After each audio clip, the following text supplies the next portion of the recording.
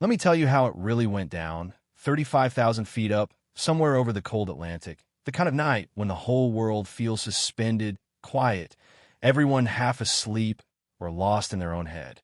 I swear, I was the last person anyone expected to step in when things went sideways.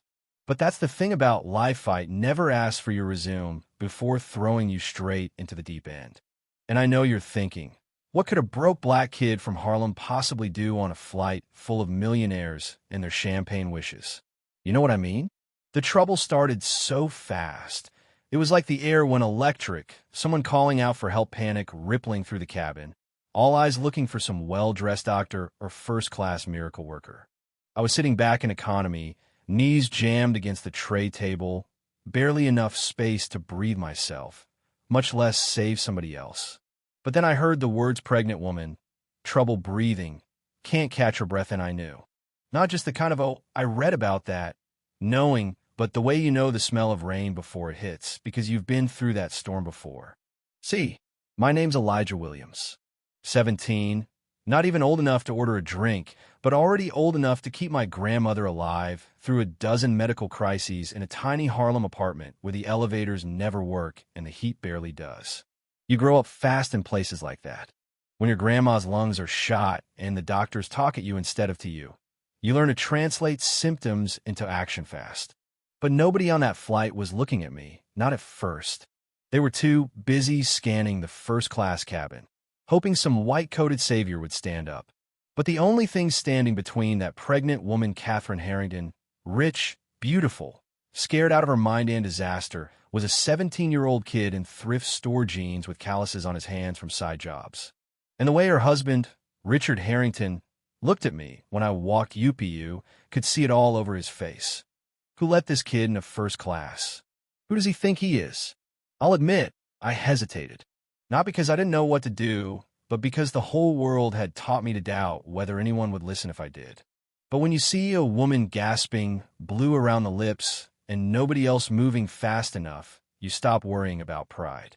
I think she's having a pulmonary embolism, I told the flight attendant, loud enough for Richard to hear. You need to get her oxygen, elevate her legs, and if there's any aspirin, give it to her now. Richard bristled. And you know this how exactly? Like he needed to remind me where I was, like the suit and the wedding ring meant he had some monopoly on authority. I met his eyes steady. Because I've kept my grandmother alive with less than you got in this airplane medical kit. And because I read. A lot. Maybe it was something in my voice, or maybe he just ran out of better options, but he let me work. The next 30 minutes were a blur of beeping monitors and whispered prayers, flight attendants sweating through their uniforms. The whole plane hushed as I checked Catherine's leg for swelling, just like I'd seen with Grandma and watched her breathing. The aspirin helped. So did the oxygen. The pilot changed course, heading for Iceland. Richard didn't let go of her hand once. And somewhere in that tension, something shifted. I could see it in Richard's eyes, the fear melting into a kind of desperate gratitude. The questions about who I was replaced by. Will she make it? And, quietly, who taught you to do all this? But I just said, we need to keep her calm. Panic eats up oxygen. When we finally landed, the doctors in Reykjavik rushed Catherine and her unborn baby straight into emergency care. They said later that if we'd waited any longer, both could have been lost. The flight crew thanked me. Some of the passengers even clapped. Richard Thuff just sat in that plastic chair beside me in the waiting room, holding a coffee cup he never drank from, looking at me like I was the first puzzle he couldn't buy his way through. Later that night, after hours of anxious silence, he finally asked, "You missed your medical program interview in London because of us, didn't you?"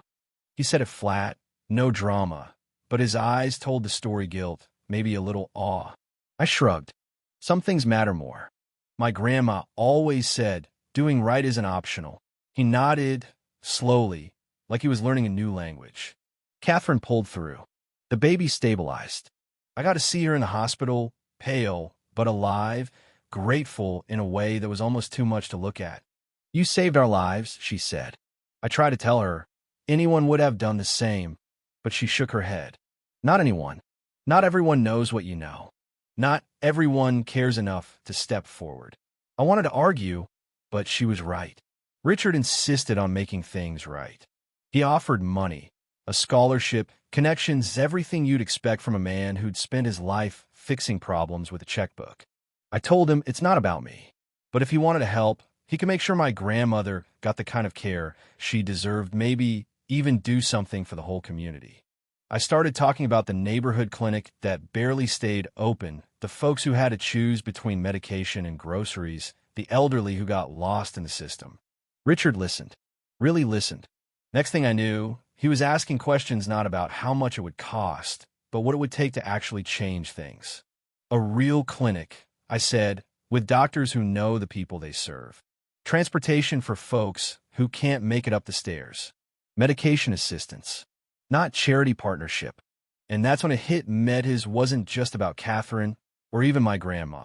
It was about breaking a cycle, about making sure the next Elijah Williams didn't have to choose between saving a life and chasing his own dream. Richard got it. I could see it on his face like a man seeing daylight for the first time after years in a boardroom. Back in Harlem, a few weeks later, Richard and Catherine came to our apartment to meet my grandma, Beatrice. Let me tell you, you haven't lived until you've seen a billionaire sweat under the gaze of a black grandmother who survived everything life could throw at her. She grilled him about his plans, his motives, even his cooking skills. But in the end, she saw what I saw, a man trying to make amends, learning to listen instead of lecture. We talked for hours around the little kitchen table, breaking bread, making plans. Grandma said, if you want Elijah's help, you do it right. No swooping in and then flying away when the headlines fade. Catherine promised. I believe them. 6 months later, the Harlem Community Health Initiative opened its doors. My name wasn't on the building, but my fingerprints were everywhere in the way the clinic treated every patient like a neighbor, not a number, in the van that picked up folks who couldn't make the walk, in a scholarship program that meant kids like me didn't have to gamble their futures on luck. And yeah, there was a twist. Catherine's baby girl was born strong and healthy, and they named her Beatrice after my grandma. That day in the hospital, Richard handed me the baby and said, "You're her godfather, Elijah." I nearly dropped her. My hand was shaking so bad. But Grandma just laughed, her oxygen tubes dancing as she cradled that baby like she'd been waiting for this moment all her life. You know, looking back, I realized what I really asked for on that plane. It wasn't money or recognition. It was a chance to be seen, and for my people to be seen, really seen for once. For the world to remember that dignity isn't something you earn with a platinum credit card. It's something you protect every day for those who never get a seat in first class. So, let me ask you, what would you have done in my place? What's the right price for saving a life or changing one? Maybe there's no answer. Maybe that's the whole point. Now, if this story made you feel something, if you see a bit of yourself in me, or in Richard, or in my grandmaiden, just scroll past. Share your thoughts below. What does justice look like in your neighborhood? When was the last time you saw someone you'd usually overlook? Let's talk about it, because that's where real change starts.